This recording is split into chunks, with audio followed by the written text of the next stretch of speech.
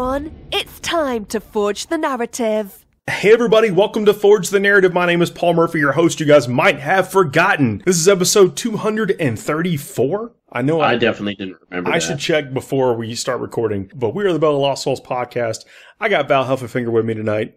Back, yes. I got Chris Morgan with me tonight. What's up, guys? We got a couple people that are trying to join. We'll see if the internet behaves and allows them to do so. But it might just be us, and we're gonna roll on. And I appreciate everyone tuning back in, and I apologize for the delay in getting these episodes out. I've been traveling, and so in a much different time zone, it was difficult to coordinate. Paul Murphy, where are you going to? I got to go to the UK. I actually spent a little time in Warhammer World. You got returned to base, back to the mothership? I got it in there, and it's just as awesome as ever. Took some cool pictures and posted them. Hung out and played Space Hulk in Bugman's Bar. Well, that is picturesque. It's fun, man. I mean, it is cool sitting there at a big wooden table in front of a dwarven fireplace next to the Book of Grudges and playing Space Hulk. Well, I mean, because there are Bugmen in Space Hulk, so playing it in Bugman's makes a lot of sense. We're going to pretend you didn't say any of that and, and then move on. I thought that regret nothing. That was pretty clever. I'm tipping the cap. Tipping the toque because it's still snowing in Canada. I want to, of course, we had some big rules announcements with the big FAQ this week, and with a bunch of minor FAQs. Like, if you haven't noticed it on the community site, not just the big FAQ is a new document that almost all of the codexes have had some type of update in their documents on the Warhammer community site. So it is definitely worth checking out because a lot of the stuff we're going to be talking about is from those documents. So look for the magenta area. Later on in the show, in the hobby segment, I painted, in the last day and a half, I've painted 1,000 points of Necrons. And I want to talk about a little bit about how I did it without compromising. I think that's going to be an interesting topic. Can you I can practically taste the hesitation as you say that, Paul. Well, I think that when people hear about a bunch of figures getting painted at one time, you have to think that, oh, well, it's cut a bunch of corners. Well, number one, they're Necrons, so some of the corners are already cut for you. I have to say, even the concept of being able to get 1,000 points out in a day makes Necrons so appealing. Yeah, it really does. It's almost, I mean, it's sort of like one of those perfect starter armies. But we'll get to it. Your dudes look nice too. Oh, thank you. So we'll get to that in the hobby segment. Let's talk about the big rules here. And I want to do a slight bit of a side. And I don't often do that, but it's going to seem on topic, maybe, hopefully. Today, and I do this maybe like once or twice a month.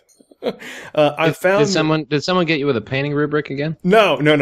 This is something completely mostly un-Warhammer related. About every, I guess, couple of weeks or so, a new collection of clips of Mark Hamill seeming really disenchanted with Luke Skywalker comes out, and I watch them, and I feel like that I'm commiserating with him. And I'll just, opinions aside of the Last Jedi, that's how I spend some of my time. Just watching Mark Hamill memes. That makes Mark Hamill happy at least, and he can use it. So, well, I have to say, I am a full-on former Star Wars. I was as big a Star Wars fan as I am now a 40k fan. And what is this? Jedi's Anonymous? It is. I divorced them. We're all pulling out the ropes and swords. I divorced Star Wars sometime in the early 21st century, but the Solo trailer did give me I'm still a huge Star Wars fan. Anybody who's seen the short videos I do on YouTube has seen my Rogue One sheet behind me. One over is The Force Awakens, and I've got all the rest throughout the house as well. So I don't want to say like I'm still very much, my love affair with Star Wars continues. I'm just saying that I wasn't a huge fan of some of the directions that Luke Skywalker took, and I enjoy seeming, basically having that connection through the ether to someone who seems to be as close or closer to it, but in my mind as close to it, and also seeming to be frustrated. Mark Hamill's across the room, and he's just giving you that like chin up head nod. Like, yeah, exactly. And I kind of feel that the internet is reacting to a couple of the proposed rules changes for 40k in the same manner. Oh, that's where this is coming in. Right. And so but how I'm going to tie it back is that's just one thing. Like we're talking about the beta rules, of course, where with deep striking on turn 1, there seems to be a lot of different opinions, very strong opinions on that. And I think this is really an opportunity, one, to try it, not to rule things out without trying them. But this is an opportunity, since it is, a real beta rule, to give some like honest, legitimate feedback to the writers as we give it a shot. Yeah. So we were joking in the pre-show. I can't wait for just some events to happen already, so that we can stop talking about it and just actually go out and play this and see how it goes. I suspect that almost immediately, we're going to be playing 40k. Like it's just going to be 40k again. I'm not a fan of this. I think it doesn't address. Full disclosure: how many people play Blood Angels on the podcast? It's a large percentage. And everybody else wishes they did. Everyone's a secret blood. No. But how this relates is that this is just one thing in an otherwise pretty awesome body and comprehensive body of work. With the attention that they've done, like I said, to every single one of the Codex FAQs and the big FAQ, the actual document itself, and addressing some of the main concerns that people have had about 40k, after the major tournaments that we've had. Yeah. Spamming this, spamming that, or whatever. Well, now they put some stuff in that addresses that, and a ton of really other great things that as it affects us or whatever, we might not necessarily appreciate it. But the whole thing itself is moving the ball in the right direction. Well, yeah, and of course we're talking about the tactical reserves, right? It's the one that's one of the beta rules on page 2 of the big FAQ document, which is actually remarkably small, come to think of it size-wise. But so far as that's concerned, I am not super frustrated. Coming from a heavy alpha strike perspective, where that's where a lot of my list direction has gone, the fact that I have to wait a turn, maybe it's a little bit easier for me to swallow because I'm still used to playing stuff in 30k where you can't get reserves in until the second turn anyways, and you have to roll for them. So I still kind of feel spoiled in that I can, choose to bring units down. Even in turn 1, I can choose to bring them down and put them in my deployment zone, say somewhere else, right? Like, it's not saying you can't bring them down. It's just saying, all right, well, let's give some space. But it does change dynamically the way that I approach my list design. And what needs to be said about this is it definitely pushes you towards building an army that has a solid base of either super durable units or strong ranged fire, and going first is still going to be super important in this game. That is definitely the obvious place where things go. You either line up and shoot like we were doing right at the beginning of 8th, or you're finding ways to hide and be durable until the cavalry can arrive. I mean, that being said, to me, like the main thing, as always, is play with some terrain. Although that's a bit of a trigger topic at this point as well. Man, I'm falling to the black rage again. Paul, start some litanies. We're segueing too quickly, but I honestly think that this rule is probably targeted at the fact that if you weren't bringing stuff that could lock down the neutral zone, either during deployment or, before the game began, or you weren't, appropriately, using screening and chaff and all that kind of stuff, you were really, really vulnerable. So this does potentially provide the opportunity for a movement turn or a positioning turn before, the fireworks really start going off in turn 2. I think that's kind of the intent behind it. We'll see how it pans out. But ultimately, I think people are going to go straight to the ends of the power spectrum, either extreme durability and extreme shooting, like you said. And I think then the real interesting stuff will be how people evolve those lists again. I think you're right. And I do think that in a tournament setting, we do talk about those maxed out spectrums. and the things ground down to the most optimized list absolutely possible. But this is still a huge rule that influences things at the list building phase. I mean, not the gameplay. It really pushes things at the army building side of things. And I think that makes it a little bit too heavy handed. Yeah. I mean, I really want to get back to, though, like the idea of going first being a key decider in this game, because if you are on the far end, the shooting end of the spectrum, right, you're going to have the overwhelming firepower. Now, who has overwhelming firepower in this edition? Well, there's plenty of examples where people have overwhelming firepower that doesn't require line of sight. And I don't need to list off every example of that. You guys are already probably thinking of something. But going first in that situation not only lets you bring a hammer down on whatever your opponent has, whether it's shooting or durability, but it also gives you a chance to spread out on the table. Now, you will get 2 turns to move around and spread out on the table, which, if there are alpha strikers or beta strikers, whatever you want to call them right now, they are going to have an extremely limited amount of space. They'll also be in your deployment zone on round 2. Sorry, what? So they'll also be on your deployment zone on round 2. But let's talk about the good stuff. Let's talk about some good stuff. I am a huge fan of the extra command points for a battalion detachment. And this is not a beta rule. This is a big FAQ. This is something you should be playing with right now, is that battalion detachments now give you 5 command points instead of the 3 before, and a brigade detachment gives you 12 command points. I've got to say, if the tactical reserves would not be as easy to swallow if I didn't know I had these extra command points to play with. Yeah, and actually, I don't know, when I'm having shower thoughts or whatever about 40k, I always bring people back to the shower thoughts. Sorry, everybody. Whenever I knew that, I always thought about like the command point economy and how it felt a bit tight, especially with how a lot of command points are costed, except for Eldars. So yeah, I think it's great that now there's a bit more cash in everyone's pocket. And that, I mean, there are some armies like Guard, like where you can put together two brigades. I love it. And come out and I've got a smooth 20 command points for my Guard here. Yeah, exactly. Or like 20 set, like just something dumb. And that you're going to end the game with more command points than you started with. Exactly. But the thing is, they don't have necessarily the best stratagems to use them on. I think again, the con on this is that the command point farms that the Imperium runs and I guess other factions could maybe try it out.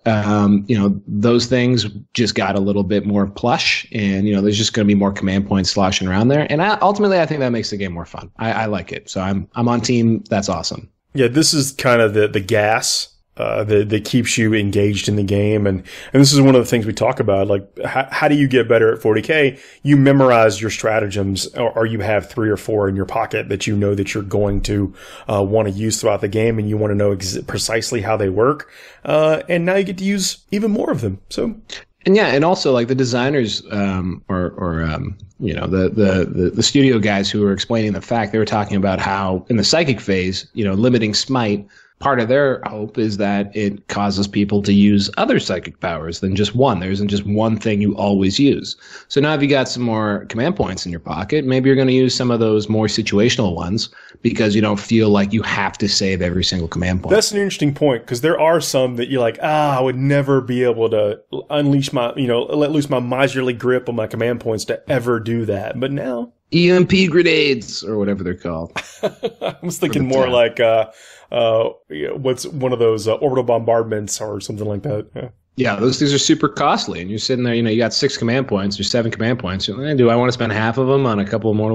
Probably not. But but now that you got an extra, you just got 3 just for showing up. You got an extra 3 just for coming. Yeah, all right. What's an orbital bombardment? Let's splash some orbital bombardments around. Let's just sprinkle those. And our cries have been heeded. The word of the Phoenix, which is it's in the Revenant discipline in Yunari, that allows for a soul burst action to take effect, has been altered. Warp charge value of 8 instead of what it was. It was 6 before, but your variant gets a +1 to cast, so it was effectively a 5. Now it's effectively a 7. Yeah, I was going to try and beat you to the lead on that one, but yeah, it's effectively 7. But I mean, that's not a bad number to have. I always thought that they should have just changed Smite to a 7. That would have done the trick too. Well, but. A 7, a 50-50 is still way more fair if you're on the other side of it than what it was. at 66%. I got to get my 2d6 chart out, but yeah, something like that. You get what I'm saying? It's a magnitude better. I think so anyway. So those are some big changes. I mean, those effectively are both things that one, the command point thing benefits everyone, and the Word of the Phoenix benefits everyone who didn't play Eldar. I do want to point out, though, as much as that changes Eldar's strength and the point changes to Dark Reapers, they're still a pretty good choice. Oh, yeah. Oh, absolutely. Let's talk about the Dark Reaper change for a minute if we can. Now, Dark Reapers went up by 7 points, if I'm correct. What's that on a percentage basis? Do we know what was their base cost before? They were 27 points once you added in the Reaper launcher plus the Dark Reaper, and now they are 32 points. So top of the head math, what is that? 17%, 16 something? All right, let's go with that. So 16 to 17% less Dark Reapers. Is that gonna do the trick? Please, yeah, somebody tell me what's okay. Well, let me tell you what has happened here.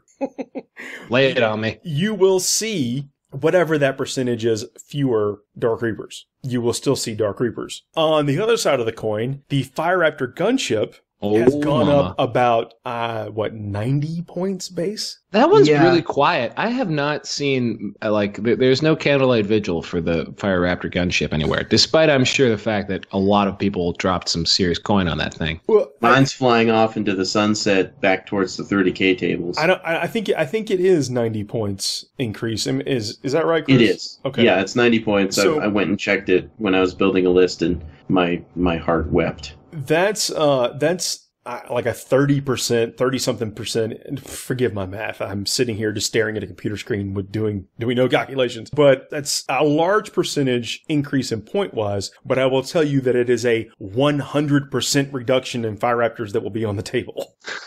Yeah. I mean, one Fire Raptor, when I mathed out the points, comes to about 450-ish points for one of them. Well, I mean, on the other side of it, though, if you had, let's say you owned a Storm Raven and a Fire Raptor, you would never take the Storm Raven because of the way the points worked out for a loaded Storm Raven versus a loaded Fire Raptor. And now there's more of a decision to make. But I think that increase, and the reason I'm bringing it up in reference, and we're talking about the Dark Reapers, is because in my games with the Fire Raptor, it was a good matchup to the Dark Reapers, because of its large movement range and the ability to put out lots of quality fire. Now, I always criticize that choice for you because I would just assume Dark Reapers eat it for breakfast. Well, hitting on threes, winning on threes, good night. It outranges them. So you're able to get there and do some damage to them before they could do any damage to you. And a Fire Raptor shooting at a unit of even 9 Dark Reapers is going to kill lots of them. And if there's someone that took, 5 units of 4 or 3 Dark Reapers, then you're going to gut all of those units because you start 55 inches away or more and then move up and within range of your weapons. Yeah, between the 4 strength 8, 3 damage missiles at AP -3, the 24, I think it is, heavy bolter shots, and then the 10 AP -2, 2 damage shots from the nose gun. I mean, you throw out a ton of DACA. Yeah, and to your point, people were definitely taking that over the Storm Raven. And I think rightly so, because people don't use the Storm Raven for what it's pointed to be used for, which is transporting carrying things. A dreadnought.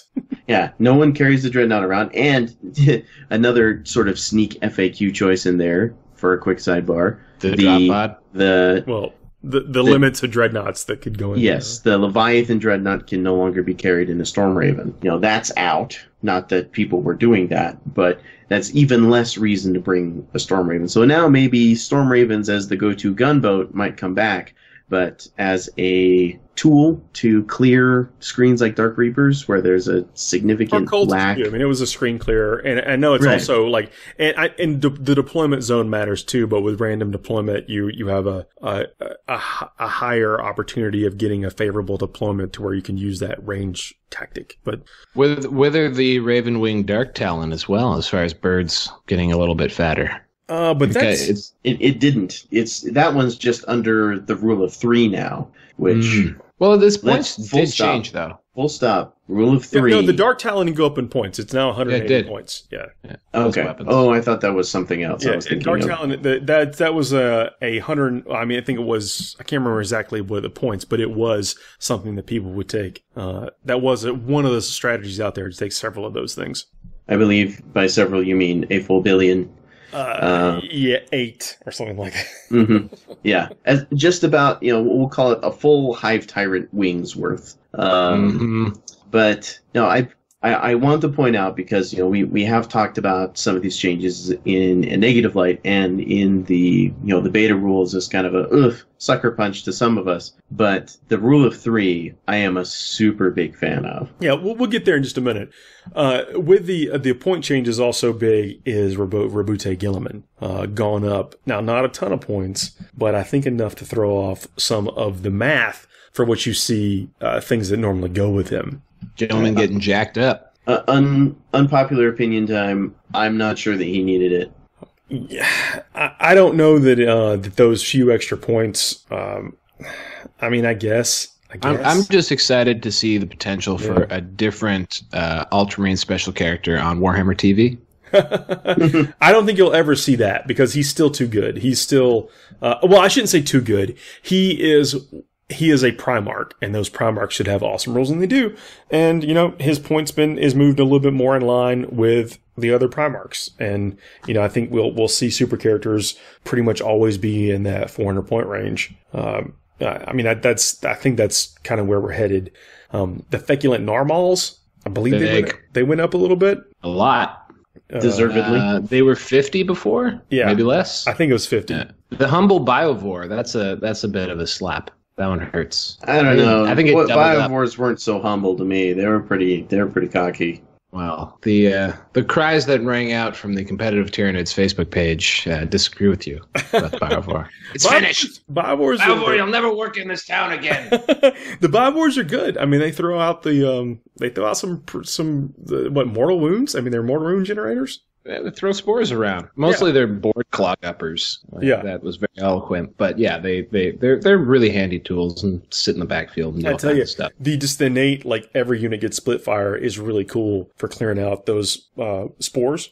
Because before they would just basically exist forever, but now you can fire a las gun from a guard unit. There's a really trollsy move of anything, just like a tank or anything on the ground that's a vehicle. Just throw a bunch of spore mines around it, and it can't shoot them before it has to move. So it's just screwed for a turn. It's very, very annoying. So screw you, Biovore. Yeah, but the Feculent Narmal, I mean, that's something that when you. And this was something when it has, it's invulnerable. You can't remove it once it's there, and it just gives so many buffs around it, and you have the potential to put it wherever you want. 85 points for the things that it does is still a whale of a deal. It's probably hard to justify having 2, but the Narmal is amazing, especially since we're going to be seeing a lot of infantry and dudes hanging out near trees. I'm sure plague bearers having picnics. Yeah. Underneath the Narmal tree. Well, there's be a few less Narmals. Neat model, though. Whatever. We'll still see it. Oh, absolutely. So that's it. So yeah, now let's talk about that rule of 3. I'm trying to think of which list that affects of mine, and I think I've kind of lucked out here. Well, I'll throw something out there. Yeah, right. Well, we talked about it before. Well, I'm just gonna say Weird Boys. Oh, well, Weird Boys for the orcs. I got 5 or 6, and not anymore. Yeah, that's painful, but gosh, orcs are. I can't wait till the Orc Codex comes out. I just gotta say it. Someday. If there's anything to be excited about, bringing the fun back into 40k, a good Orc Codex is that.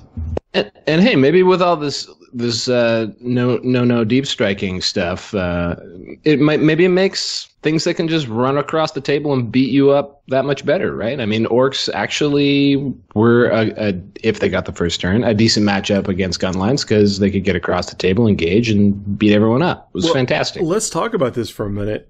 Just because that new rule is in effect or will potentially be adopted to only deep striking in your deployment zone on turn 1 doesn't mean there aren't things that can't get across the table on turn 1. Oh, yeah. Yeah.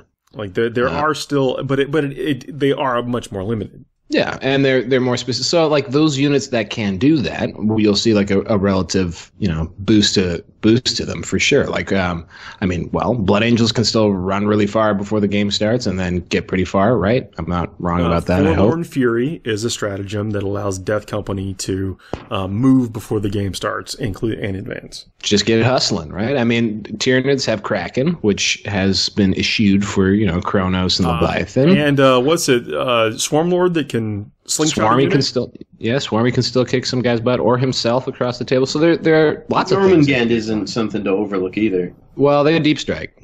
They have the burrowing ability. I guess they do get that benefit to cover saves or whatever. But yeah, and I think that all of those armies that have that covers either a cover save benefit or a -1 to hit benefit just got a lot better. Right. Well, let's also talk about Alpha Legion and things like Raven Guard. Mm-hmm. The Deceiver.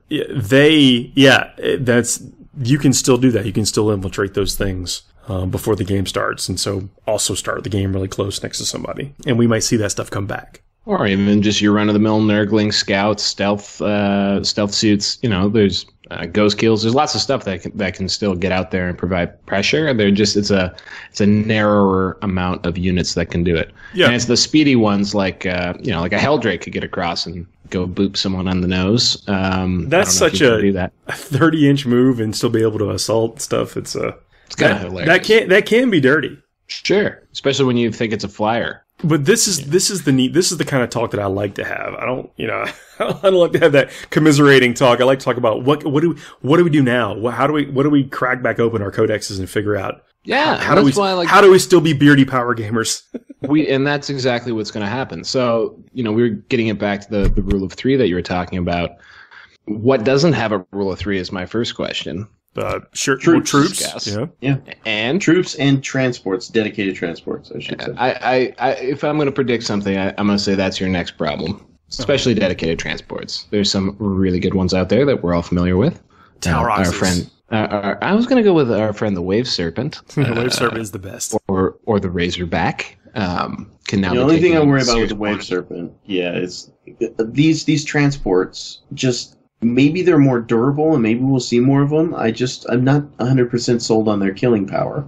Well, some of them are killing. I was kind of half joking about the Taurox, but Taurox has a lot of shots. Wave Serpent has a lot of shots. Razorbacks, when paired with Guilliman, I do think we'll see one less Razorback, though. I think that's what I think the impact of Guilliman's increase in points will probably effectively translate to one less Razorback. I mean, he wasn't really winning the big events and stuff. No, but he wins a lot of games. Yeah, it's not about the big events. I think this is something also I want to say about the fact, because I think there's a lot of people reacting, why is the tournament scene, dictating how I play in my garage? First of all, it's not. You can play however you want. It never does.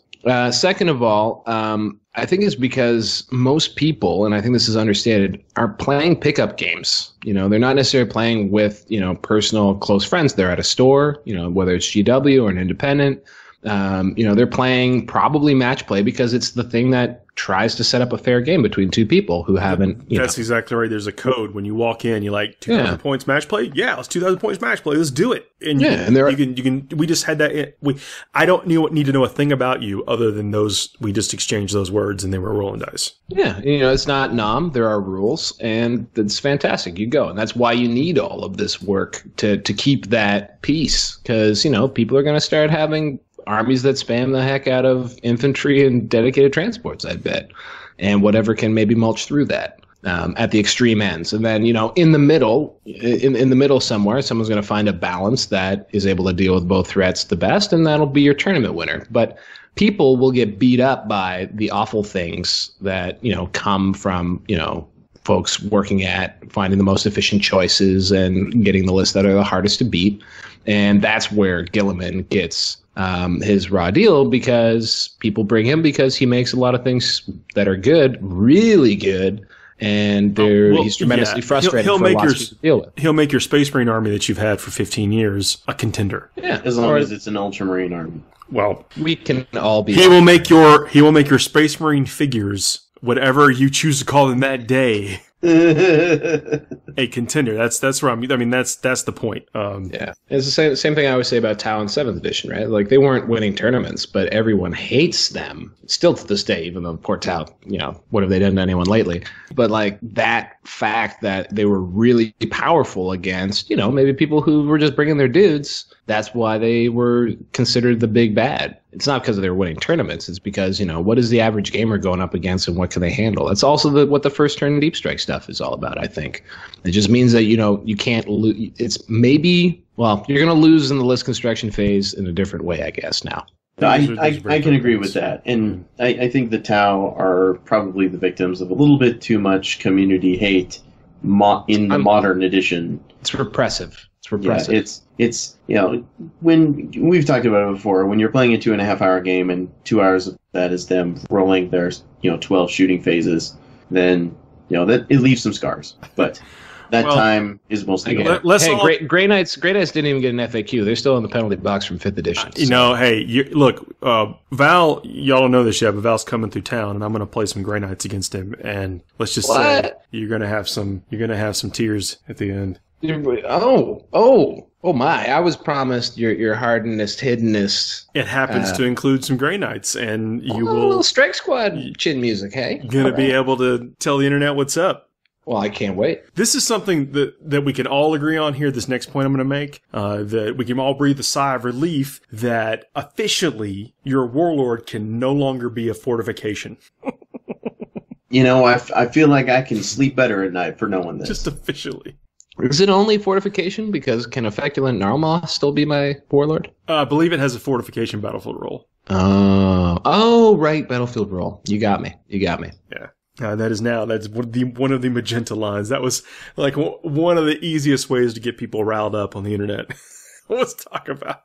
I've never, ever, ever played anyone who's even remotely tried to do that. That is one of those like myths that you encounter or that people talk about they're going to do, but it never happens. I guess, but I mean, I made a Grot Gunner my warlord. No one ever gave me a problem about it. Well, why not? Why not an inanimate object? I bet in your army that would be, why wouldn't they listen to the wrench? Exactly. That wrench has got some good things to say. Oh, yeah. I think that I'm not sure if this is a huge change. I believe it to be with embarking into transports. And the change the first in history to have all models in a unit in their move within 3 inches of a friendly transport in the movement phase. They can embark within it. I don't believe it used to say in the movement phase. I'm so reluctant to speak because I always mix this up around when you can or can't get into transports. So. Yeah, well, now it's specifically at the end of the movement phase. All right. Or sorry, if they end their movement within 3 inches in the movement phase, not at the end of the movement phase, but if the unit ends their movement. Excellent. Hey, have we talked about the death of Soup? We haven't. I'm just happy that people still talk about it that way. Yeah, they even used that terminology on the GW live stream, and I knew that would make you feel all warm and fuzzy inside, Paul. I don't know how I feel about that. I think it's cool that they made some provisions for some of the armies that don't fit into those types of structures, the things like the Legion of the Damned and Assassins and Inquisition stuff. For sure. But I think there was some clearly, I don't want to say stretching in the narrative because I feel like that's what you've always done. I forge the crap out of the narrative. You force the crap out of the narrative. That's the parentheses subtitle of the podcast. No, sometimes it's people say, "You guys listen to Forget the Narrative." All they have to do is add the T at the end. Wow, slow clap. Well, where I'm going is that it's. I think that it was narrative, but I think it's one of those things that it's like too much of a hindrance, a hassle to try to balance all that. Like, you have a system in place to construct armies, and I think when you're trying to design the game, that's you should have a codified system that everyone can relate to, and then somehow prevent abuse, like just wringing the neck abuse of. Well, I mean, when you're saying, I think when you're saying abuse, what I think is more important here is, like, in any game, the economy of choice, so forcing hard decisions, is, I think, what makes it really fun. So when you have the ability to do whatever you want, and when you have, something like the Imperium, which draws on, half of the model range in 40k, and Chaos, which is probably another third of it, slight exaggeration, maybe.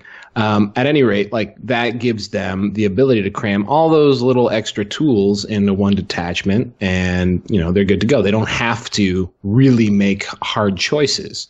And that just automatically puts, any sort of, single faction, like, all the Xenos dudes, puts them on a rough footing. So this might be a little sneaky in how it reduces the power of certain builds, because you no longer can have Celestine and 3 assassins like you're going to be running train on you on Friday, Paul. In one Vanguard. So that's cool. Like, those kills would have to be dedicated. I just can't wait to see the look on your face when you're beat down by Dread Knight. Well, my Calexis will have fun with your Dread Knight. But anywho, or two of them. But yeah. Anyway, I think that those.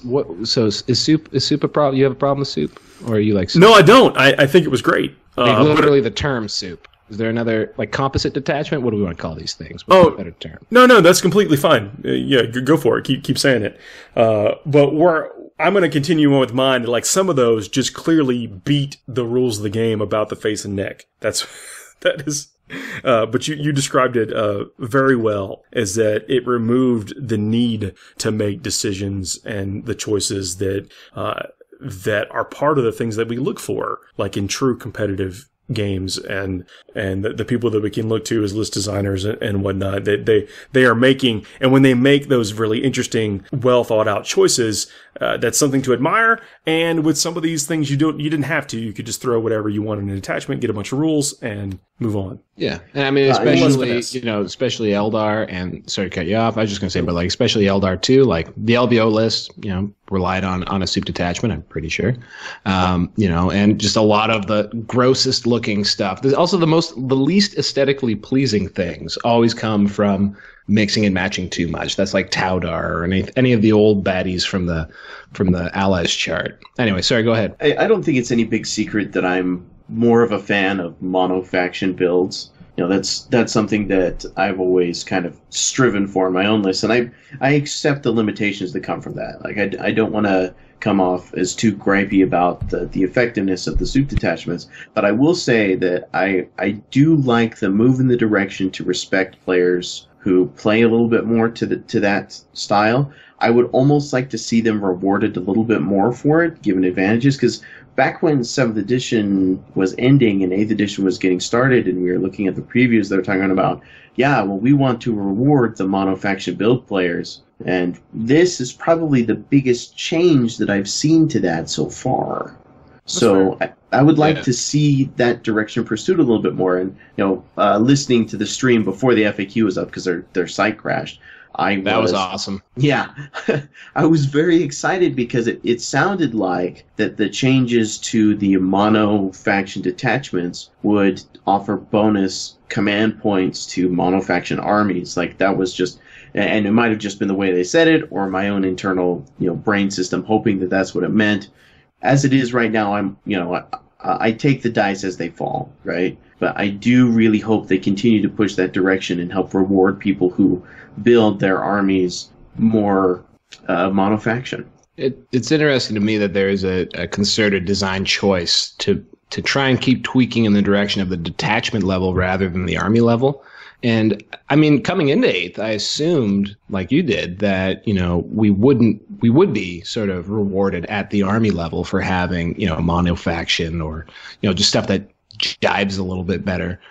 So it was surprising to me, but I see the game sort of evolving, and I think they're maybe realizing that, that making tighter choices will limit the beating about the neck, as Paul so eloquently described it, of the ability to abuse efficient choices, requires restricting the choices you can make.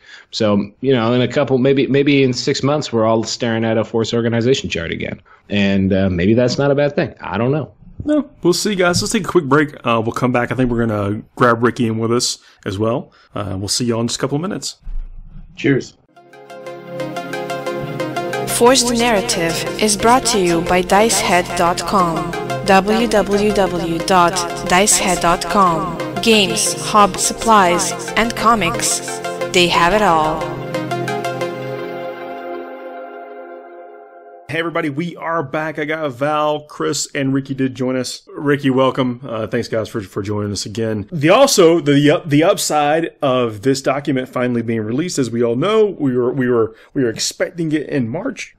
We didn't get it in March. We got it just a couple days ago.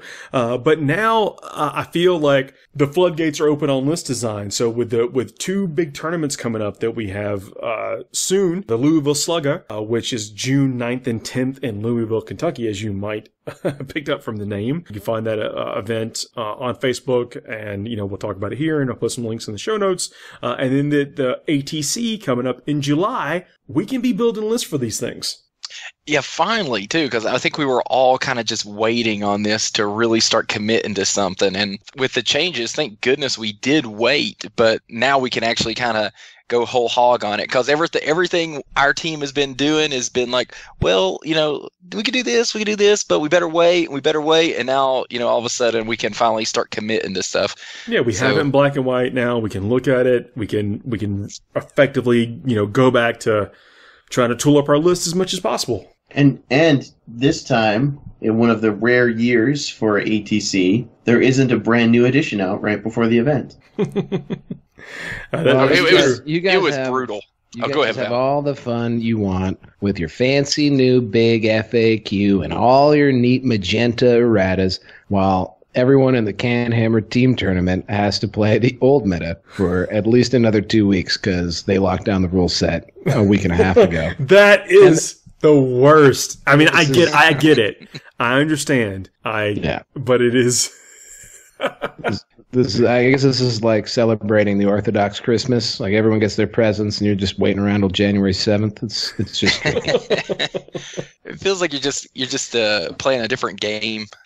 I remember when 8th came out, though. Yeah, and ATC, it was like, are they going to go to 8th? Are they going to go to 8th? And I was so glad they went to 8th, because honestly, I had no desire. Did any of us have any desire to go to ATC and play 7th edition? I could see, I could live playing another event without FAQ rules or whatever. I could live, but a whole edition, it would have been like swimming through molasses the whole time. Especially the edition shift there. Actually, these FAQs have probably been on par with the shift in rules that you'd see in a traditional edition shift, like 6th to 7th or something like that. I don't know. The core is still there. The core is the same. It's the same.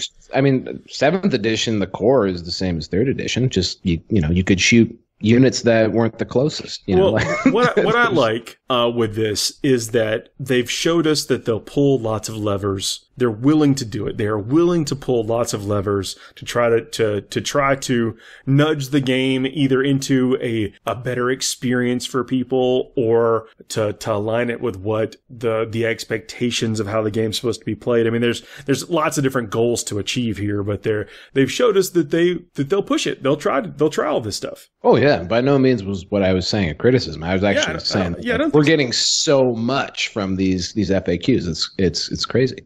Yeah, I'm excited to put some of this stuff into list build motion and then crush your face on Friday.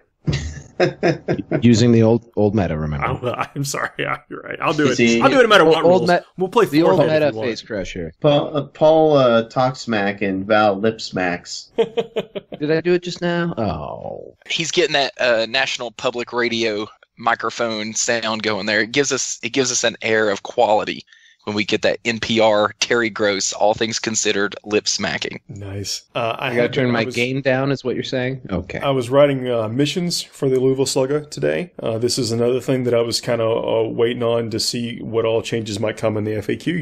You never know what things would change, and it does. And I think the rule of three that have been implemented, that will affect lots of people's lists, which then affects what you see at tournaments, which should have some impact on what the missions are, because missions are one of the easiest ways that we, as just normal people, can balance the game. I've always felt that way. You balance it through points and mission design when all else fails, kind of, so to speak, and was kind of waiting to see what all these changes soak them in. And I think we're going to see some good missions that come from this too.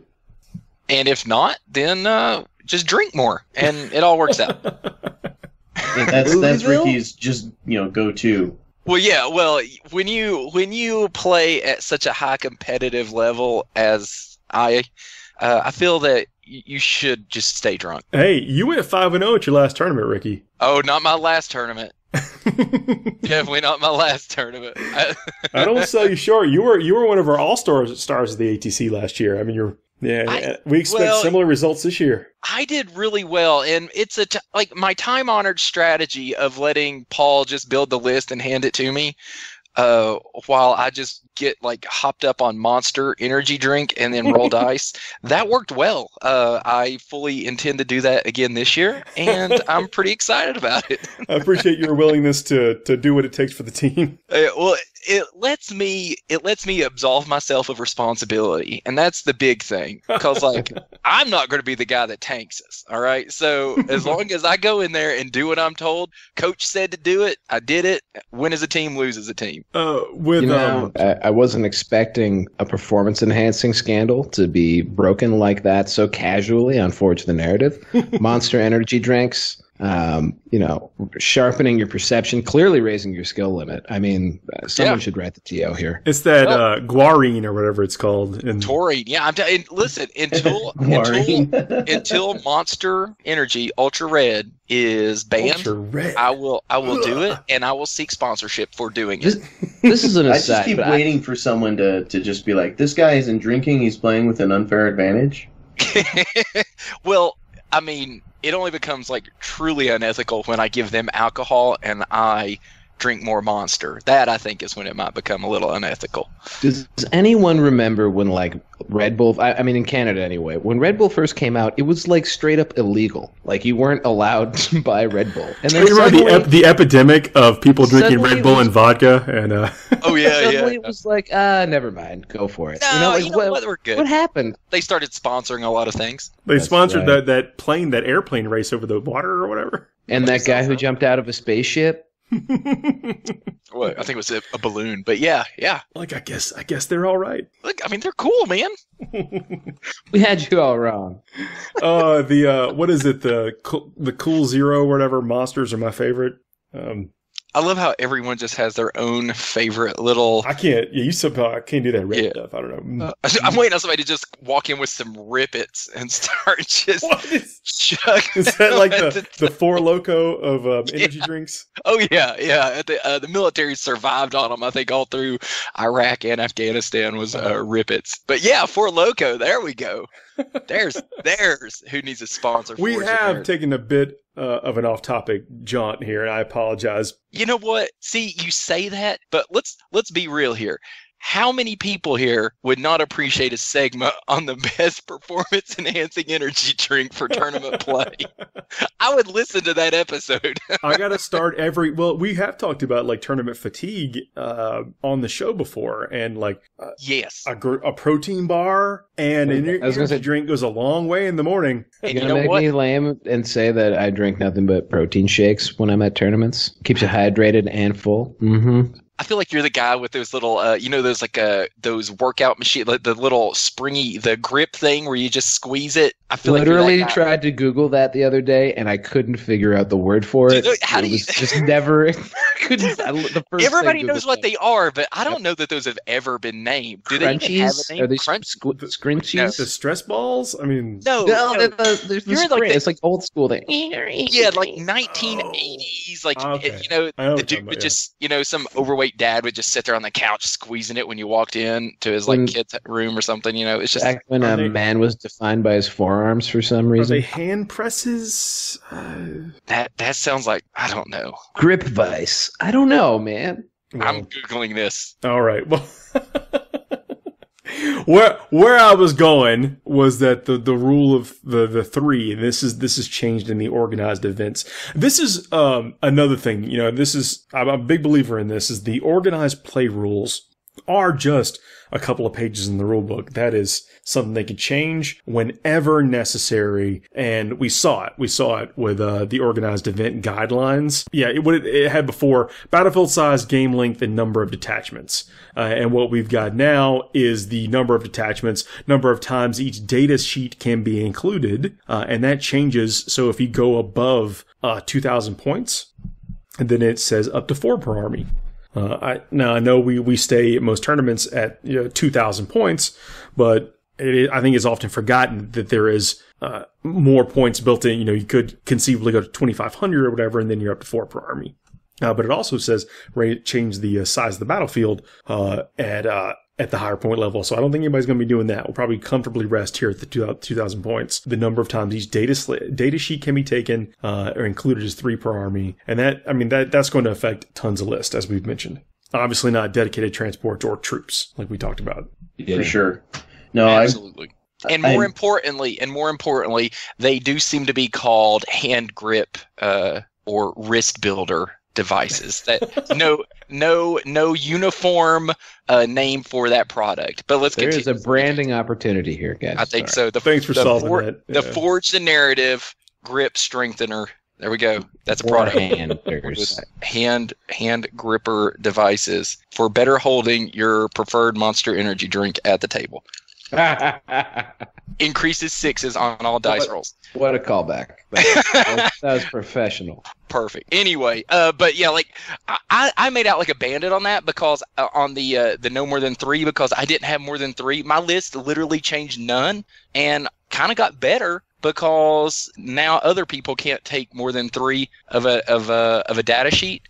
So my list automatically got better because I have fewer worries with those super efficient units. I'm only ever going to have to kill 3 of them in a game. We touched on this earlier, but you weren't here. The Dark Talon change in points as a Dark Angel player. How do you feel about that? Look, okay, so I don't know who took 8 of them to Adepticon. Thanks for ruining it for all of us, Guy. Jason Sparks, Canada member. Holler. But honestly, pretty sure it's pretty popular in Europe too, or at least it was. Yeah, and for good reason. It's a fantastic unit, especially at 160 points. It was 180, if I remember correctly, when 8th first came out, and then it dropped down. And I thought it was fine at 180. It dropped to 160, and I loved it even more. It went back to 180. Guess what? I'm still flying it because it's a great unit. Even 20 points more expensive, it's a great unit. So I think Dark Angels still made out of that codex or out of this FAQ pretty well to just get a 20-point increase on a super duper unit. Okay, me personally, it doesn't hurt my feelings because I wasn't taking 6 to 8 of them, so it doesn't really do anything to me, and maybe will force other players to branch out and do something a little more with a little more variety. Well, so some of this stuff is just reactionary, like because so and so takes this, I have to take that, and so when everyone's list options gets curtailed, then maybe we see this stuff not naturally develop as it did. Yeah, it's amazing how much we're going to see. I think just the meta is going to shift, and I don't even honestly think the big decisions that are going to be made in people's lists have anything to do with any of the points. I mean, you know, somebody's going to have to find except that Fire Raptor. Except that Fire Raptor. your dual Fire Raptor Gilliman list, boy, you got there will now be 0 Fire Raptors in the 40K. I don't know. Like, we say 0, but as a Primaris player, a Fire Raptor is literally the most terrifying thing I will go up against, because everything on that Fire Raptor, I swear, just mows down Primaris Marines. So I think there's still use in it. I think one is still going to. I think you're still going to see one on the table, but I don't think you're going to see the spam like you have. Well, answer me this, Ricky. Would you rather take a Fire Raptor, or for about 30 more points, take a Spartan? Fire Raptor. I don't know. I'm not sold on that yet. I don't. You know, I say that, but with, you know, not being able to deep strike stuff turn 1 now, I need more experience playing in that. But I didn't use a Spartan before. I didn't really have a need for it before. So the Fire Raptor is just giving you good mobile, actually great mobile firepower. Like, it's going to get there and it's going to kill stuff. Whereas the Spartan is going to survive, but I think it feels a much different role. Well, and I think that's very important to strike a difference, right, between what we're looking at, what the new Alpha Strike is going to be, because I feel like, since we've been talking about flyers, I kind of feel like the new Alpha Strike is going to be those units that can safely tuck themselves away in the back in turn 1, and then move up the board with a lot of speed, very fast, and clear out either chaff or get in there and do some damage to those units that you're trying to get rid of. I almost wonder if we're going to see an uptick in the cheaper flyers, the Marine flyers or the Eldar flyers or whatever, because now they don't have to be as worried about, on the first turn, you know, the 9 squads of Obliterators dropping down. And the 2 Fire Raptors shooting them off the table before they get a chance. I agree with you there, because, I mean, as soon as this stuff come out, I think Justin Troop and I were already talking about the Stormhawks and the Storm Talons. My friend is already thinking he might throw 3 Helldrakes in his list, because I don't think Helldrakes are bad. Like, Helldrakes in and of themselves are not bad, but there's always just been things that deal with them or overshadow them, and I think they got a shot now. I think because the speed that a Helldrake has, you know, before Chaos Marines, and don't take anything I say about Chaos as the gospel, because we all know how I do not play Chaos. I want you to know how hard I'm holding myself back here. But I want you to know that. Yeah, I don't play the Codex, so I'm not like a super, you know, expert on it. But when you lose your turn 1 deep strikers, to have a Helldrake that can come in from your deployment and turn 1 get into charge range with a pretty darn good weapon on it. The flamer on that thing is pretty brutal. So I think the Helldrake can do things for Chaos Marines that previously turn 1 deep strikers were accomplishing. So I think we will probably see more of those on the table. I hope so, just because I love listening to people complain about having to paint all that the trim. The trim. Yeah. No, I think that what you're saying is very correct. The ability, even say that they don't kill anything, and they might kill something, they might clear some chaff, some small MSU scouts or whatever it is. Their ability to push up and then engage something that now either has to disengage and maybe not fire or whatever it may be, right? That disruption might be kind of the straw that breaks the camel's back. Yeah, and I mean, I ain't saying go put 3 of them in your list immediately, but as a Dark Angels player, you know, like if I'm standing there, I got my Marines out, and then all of a sudden on turn 1, I know that 3 Helldrakes are coming across the table and are going to auto hit, you know, my Hellblasters or something. That is something I am going to have to deal with, and you know, whether they kill everything or hit nothing, I'm going to have to deal with him. So my turn 1 is going to be dedicated to dealing with him. And that's something that a Chaos Marine player might need and might want to have in their list, to put that turn 1 pressure on them that they were using Obliterators or something for previously.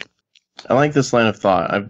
Now I'm kind of looking at how I want to build my lists and looking at some of the tools that I maybe hadn't really considered and I am reconsidering them or even just kind of putting them in for the first time. If I have something that can reach out and touch and clear some of those screens for my assault units that are going to be coming down turn 2, that doesn't sound bad to me, but I wonder in practice how it's going to turn out. Right, but the biggie for me is all my eggs aren't wrapped up into one Fire Raptor basket. I mean, you can almost have like Dark Angels. I can almost have 2 Dark Talons for the cost of a Fire Raptor.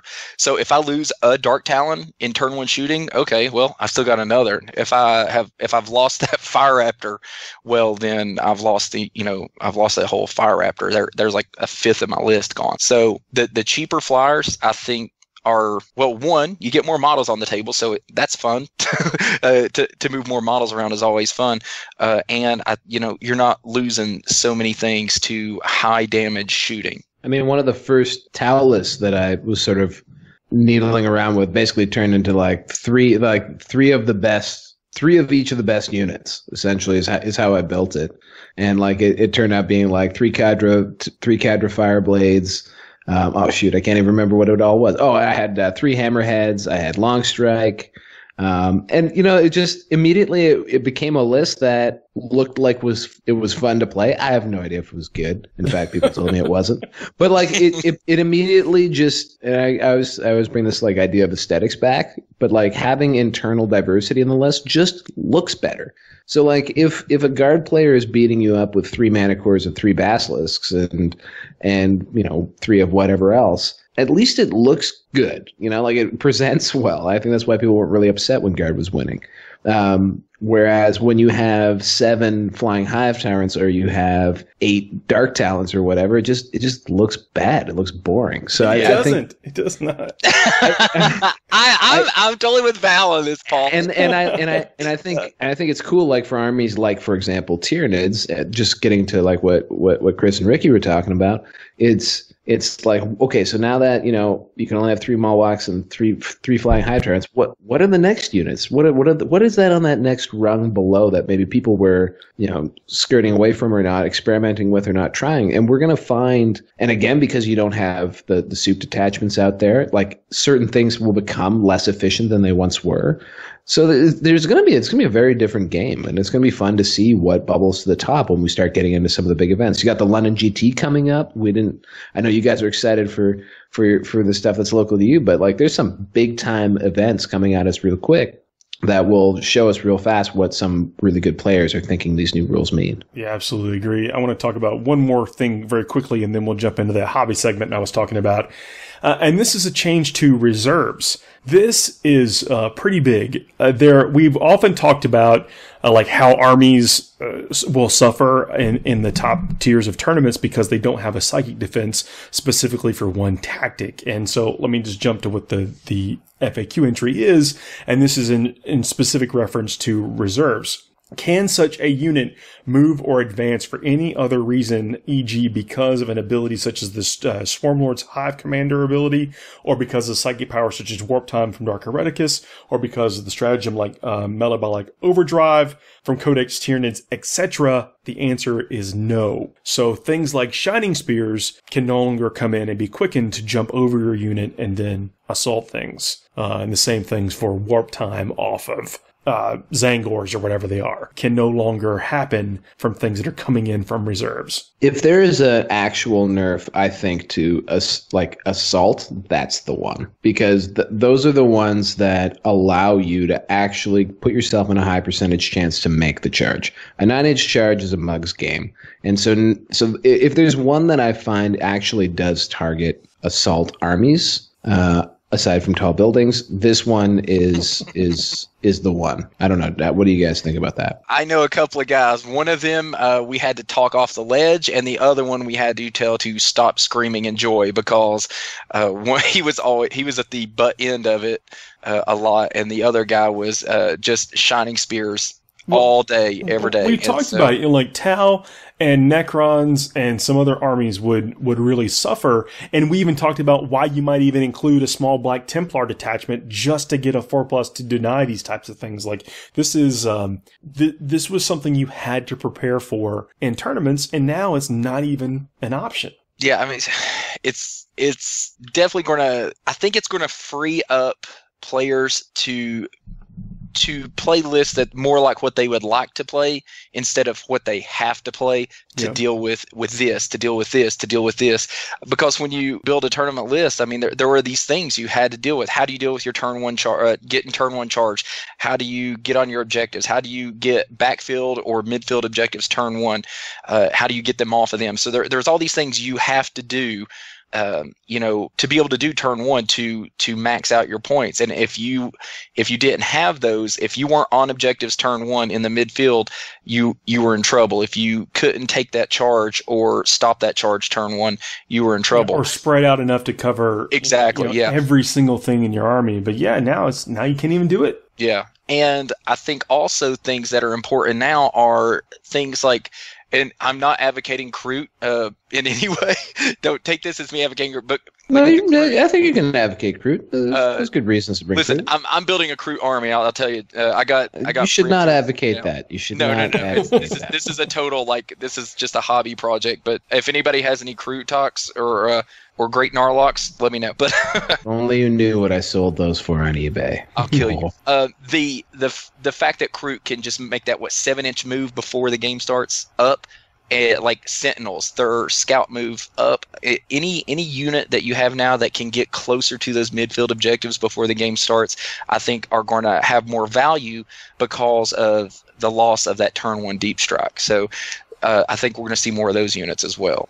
All right, well, let's talk about the hobby segment if we can. And this is something, being away, I didn't realize it would affect me so much, but I was not at my hobby desk for 2 whole weeks, and I felt like I was going through withdrawals. Well, I don't want to derail your seamless transition here, but I just want to say that I had the opposite. All I saw was hobby progress updates on my feed because no one was talking about the game for like the past month, and so I have been pleasantly devoid of hobby for a little while. But let's indulge this. I know you were missing it. Well, I was. I felt like because there was a bunch of you always have a project, something to do. But I'm painting some Necrons for a buddy of mine he played up until about maybe midway through 4th edition. Good year. Maybe a little bit in 5th, but now he's come back into 8th. And Necrons was his it might not be his original army, but is what he played in 3rd and 4th edition. And so he wanted to revitalize his Necron army, and I'm like, you know what? I got you. I feel like I can help you get this Necron army going. Did he just swing into your workshop and was like, hey, how are the Satan doing? That's pretty much it, yeah. He has a bunch of older Necrons that had some really kind of crappy paint jobs on it. I thought, you know what, this would be a fun thing to do, and I really planned out like how I was going to paint them, and I had this color scheme in mind. And then, of course, spent some time in Warhammer World while they were doing the Throne of Skulls tournament and saw a ton of. I mean, that was a 100-man tournament, by the way. They don't really like hype it up, but they have like 100-man tournaments there every weekend. Or at least every weekend. I mean, it's not 40K. It's not always 40K. What a time! What a time to be alive. I mean, but they have large tournaments frequently, and I was like, guys, why don't y'all talk about this more? Like, well, we sell all the tickets. What do you want me to say? Like, I mean, fair.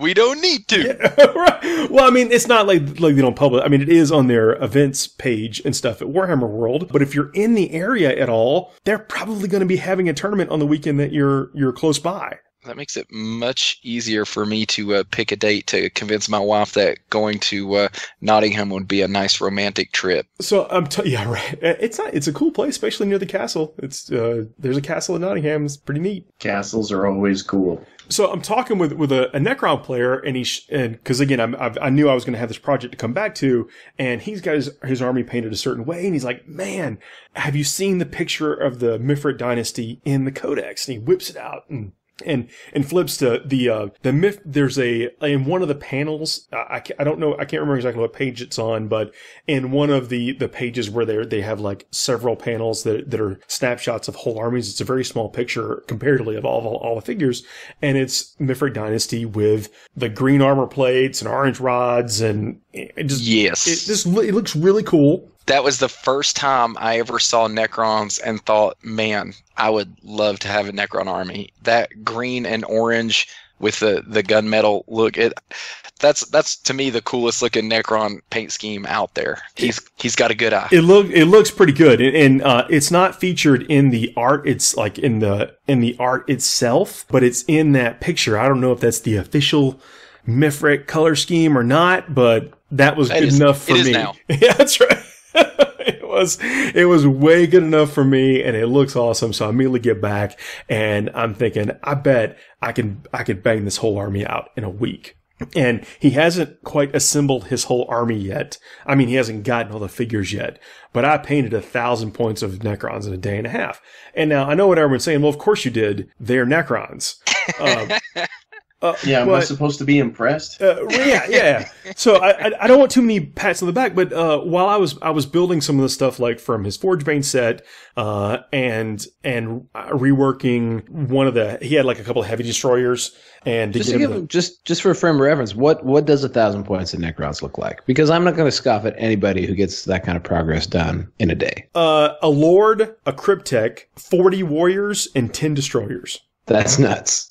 I mean, it's a fair amount. But as I'm building, I built some other stuff in that time too. I built some wraiths, and this is where I want to talk about, like, always spend the time. Like, you know how long it takes to get a well-painted figure done, but I didn't want to get to a point where I stalled. Like, I didn't want to get, beleaguered along the way as I'm doing this whole project. And I thought, I'm going to build these wraiths with plastic glue, because I prefer, when I work with plastic now, to work with plastic glue. And once the plastic glue sets, it's basically, it's a chemical bond, and it's going to be that way forever.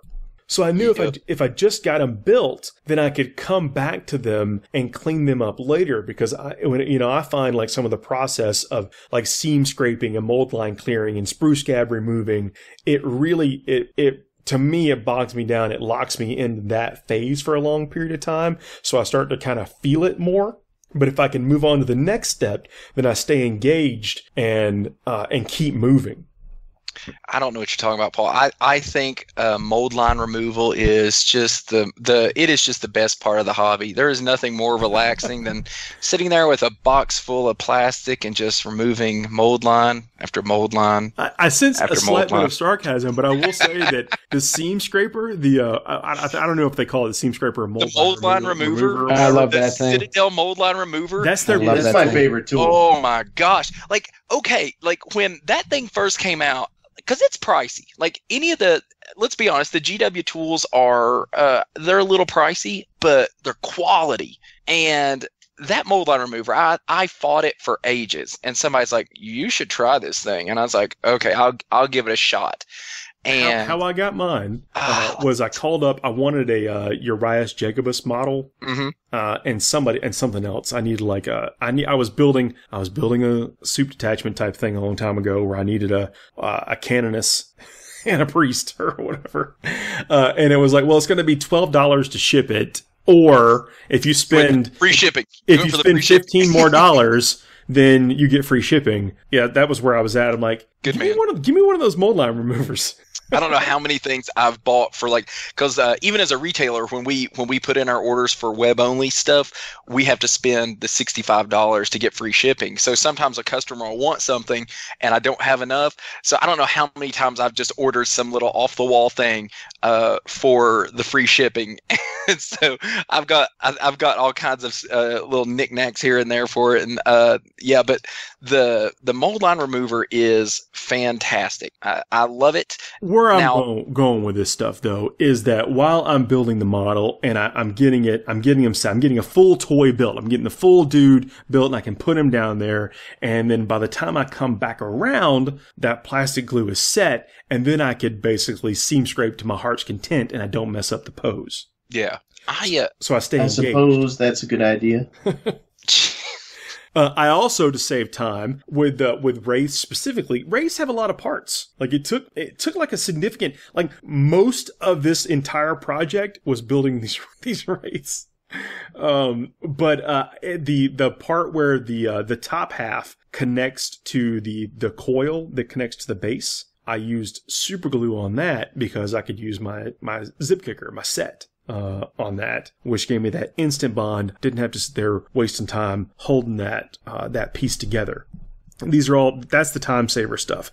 But is Zipkicker a brand name? I think it is. Because I just want to say that all day. Zipkicker. I think, is that like Zapagap's version of it, of Accelerator? I believe it is. I'm sorry, Zapagaps?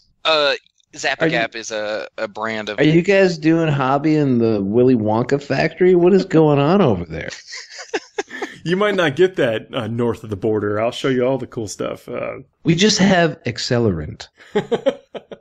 I actually use a generic from my hobby store or whatever that I got like a lifetime supply. It came in a liter jug. I'm trying to use your terminology so you understand. You got a liter of cola? I got a liter of Accelerant. I've went almost purely to Citadel model, like Citadel plastic glue. If it's like a plastic kit, I cannot stop using that stuff. Like it was a bit of I'm gonna be honest, like a bit of a learning curve with it, because I used Zapagap for years and I liked it. But you know, when you drop a model with Zapagap, when you drop the model, like an arm goes flying somewhere. With that Citadel, like any plastic glue, but plastic glue is a chemical bond. So what I'm saying is, I built the plastic models with the plastic glue to save the time. I used a little super glue on the join to where, because I wanted that instant bond on that piece. So as I'm going through and I'm building it, and that's when I go and I prime all the warriors, I prime the destroyers, and then by the time I go get a glass of water or whatever, come back, the plastic glue is set enough to where I can start removing some mold lines without messing up the poses or messing up the model itself. So, you don't skip that step even when you're going through a fast build to speed process, because you still want your stuff to look good. So remember that you have to do everything that you're doing for every model all the time. Remove those mold lines, remove those spruce scabs, everything. It gives you such a much better finished product. Now, some of these other ones that I'm building from that I'm redoing from third edition, they have some of those on there. And, whatever, I'm not saying I got them off all 40 warriors. But when I'm building something fresh, you of course want it to look as good as possible. With the Necrons, I used a darker metal. I actually used something called black metallic from Vallejo. Because when I sprayed that on, it's got, it's just like it sounds. It's a black metal color. And I dry brush on Lead Belcher. It's as if I nulled it, but didn't need the drying time for that. So didn't have to wait 30 minutes, 45 minutes for the wash to dry and everything. I was able to get a similar effect with just that color combination. So that black metallic, does that look like a metallic, or does it have more of like a glossy black look to it? No, it's metallic. It has the metallic flakes in it, but in like black paint. That's interesting. It's dark. It's very dark.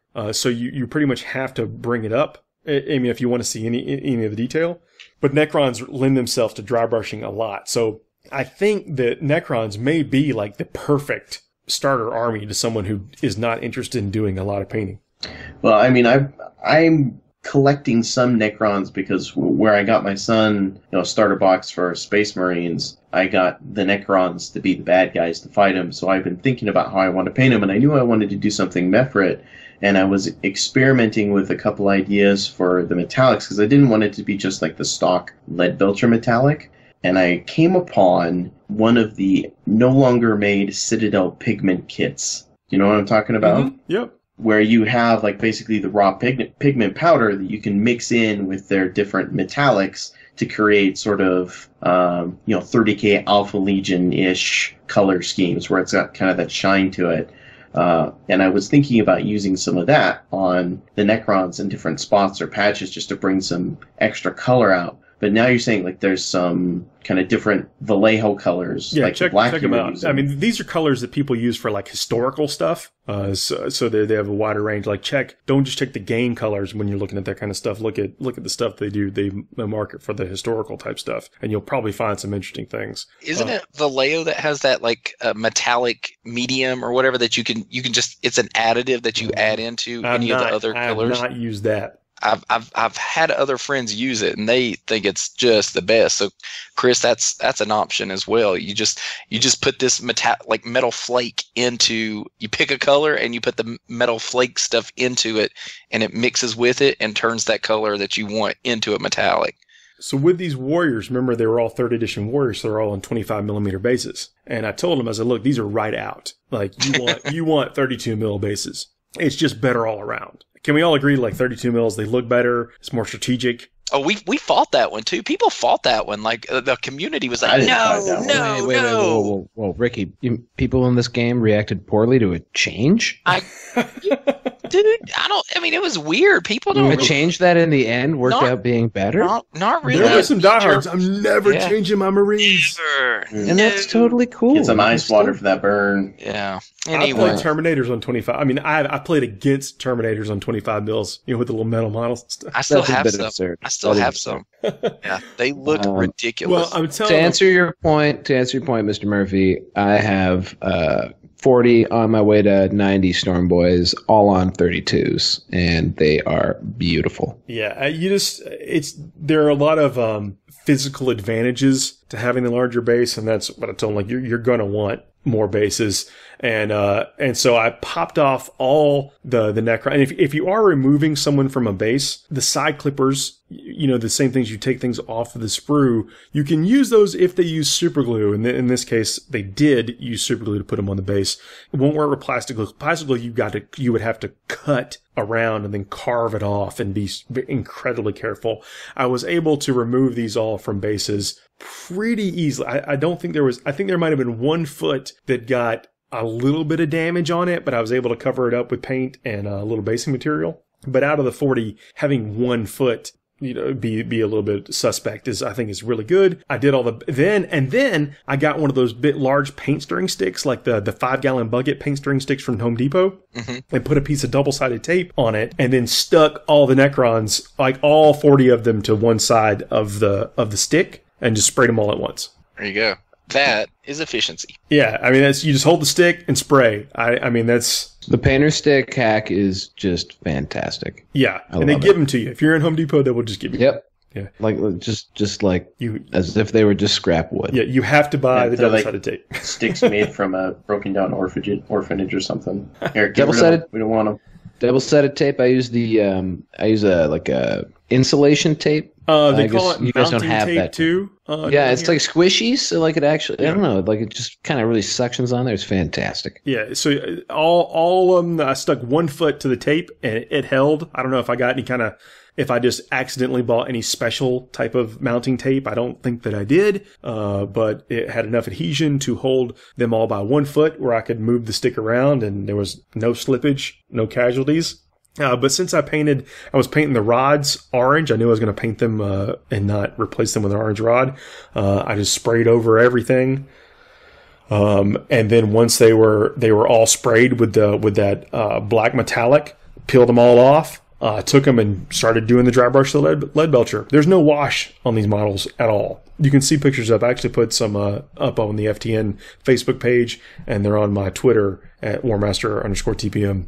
There's no green shade on these models? No. None? No. From Paul Murphy. Missed opportunity. Oh, okay. Wait, I'm sorry. No, I apologize. There is camo shade on the vents for the destroyers. Oh my gosh. Yeah. I was amazed that there was no what's your Coelian green? That's the Athonian camo. Athonian camo. That is your go-to. Yeah, that is your go-to. There's on the vents of the destroyers. I knew you couldn't get away with not using it. I had to use it. But there's no non-oil. There's no Agrax. There's none of that on these things. That's good because none of those cheater washes. just the man's wash. Artistic choices he's making. I ain't shading. I'm making artistic tonal choices. It's shade, Ricky. Yeah. It's camo shade. The green paint that I use is Death World Forest. I mean, you can take it lots of different places, but I got the idea for the color and the color combo out of the Citadel paint app. I was like, what kind of green is this closest to? Because I just didn't want to leave it any guesswork. I wanted to really strategically plan out what I needed, so when I sat down to do this project, that I could just zip through it and not get stuck like crap. I need a color. So I got the base coat. The base colors work exceptionally well from Games Workshop. They exactly what they're supposed to do. Mm-hmm. They cover in a minimal amount of coats. How's that orange go on? I got some of that orange to do some the Shadespire dwarves. Jokera orange. Yeah, man. Like a charm. I did put a little bit of the bottle primer, like the when I was spraying the rods. I didn't get as quite full coverage as I wanted, so I went back in with a little brush on primer over the rods. But this is while I was waiting on something else to dry, and then went in with Jokera orange over all the rods, highlighted with Troll Slayer, worked like a charm. Because I've tried to use Troll Slayer as like a base layer on white, and it doesn't cover. So, I would even maybe recommend taking that a step further, Paul, and either you could do a little bit of an edge wash, like where the rods meet the sort of the connector pieces. If you did a glaze of some of that bloodletter color, I think that would make your contrast really stand out a little bit more, and it wouldn't take too much effort either. Oh, you're not lying. Went in with Dorn yellow and dotted all their eyes. That's a nice touch. Oh, yeah. So you have little beady yellow eyes. And anyway, they look good. So, I mean, it's 1,000 points of Necrons in a day and a half. And I just explained all the process. The Warriors, because the Warriors go incredibly quickly. This is why I'm saying it's like perfect starter armor for people that don't like to necessarily paint, because the only like armor plates on them are very tiny shoulder pads. So when I'm going in with the Deathworld Forest for the green, and even going back in with the edge highlights with the, it's called Ogren Camo or something like that. Cool. I can't remember the name of the paint, but I think it's like Ogren Camo for edge highlights. And because they have such tiny shoulder plates, it goes, speedy, super fast. It is Ogren Camo. Okay, there you go. Yeah, edge highlighted with Ogren Camo, and it goes just like nothing. You zip through it like it's nothing. There's looking at these guys, the bases, like you did your dry brushing, and you got a bit of the dry brush on the rims. I just want to say, like, I just want to pick them all up and just paint that black around the rim. That will be. There's nothing. Yeah. There's nothing more zen to me than just painting 1,000,000 base rims. I don't know why. It is just so sad. You get a brush that's exactly the right width. You just got a big goopy pot of paint, and you just zone out for like an hour. I think it's because there's no pressure. There's no pressure, and it's almost always the last thing you do to that model. And so it's easy, it's cathartic, it's final, and finishing that last thing up, you're just done with that model. Look at who's the NPR voice now. Damn, cathartic, final, almost like a peanut butter color to offset the metallics, oranges, and the greens, and so that it's one dry brush of XV88.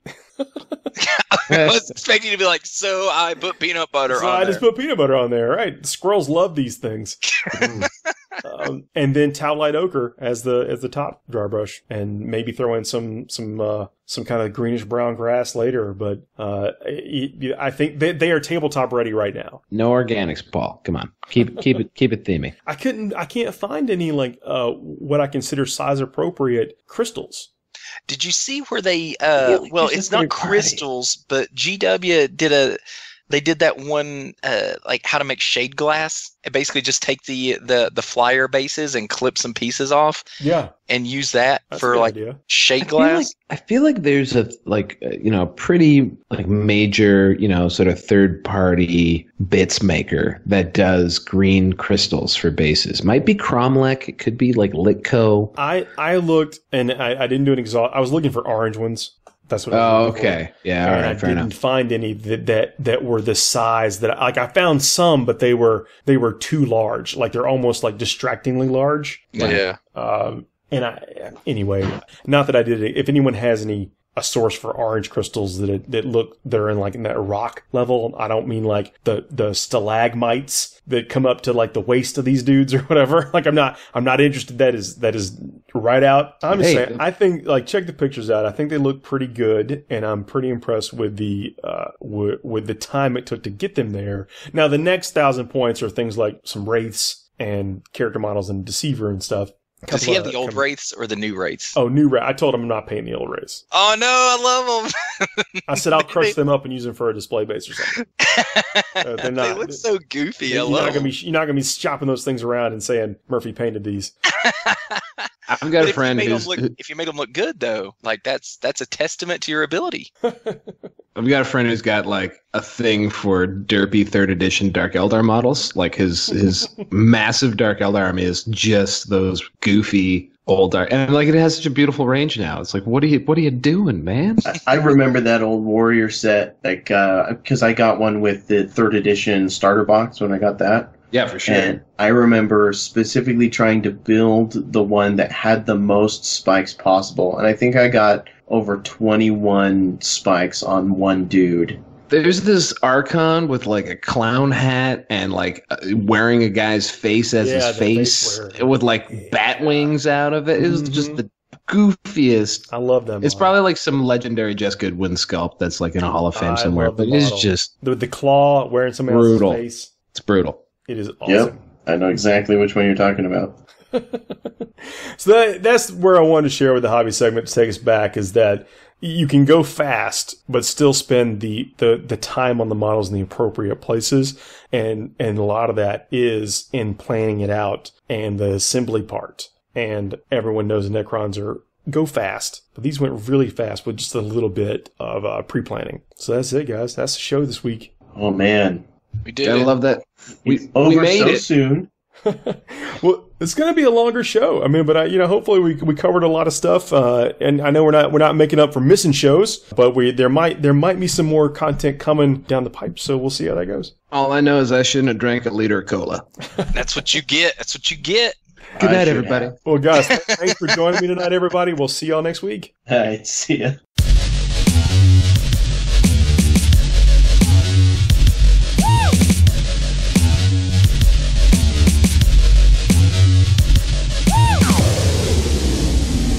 I'd rather kiss a Wookiee.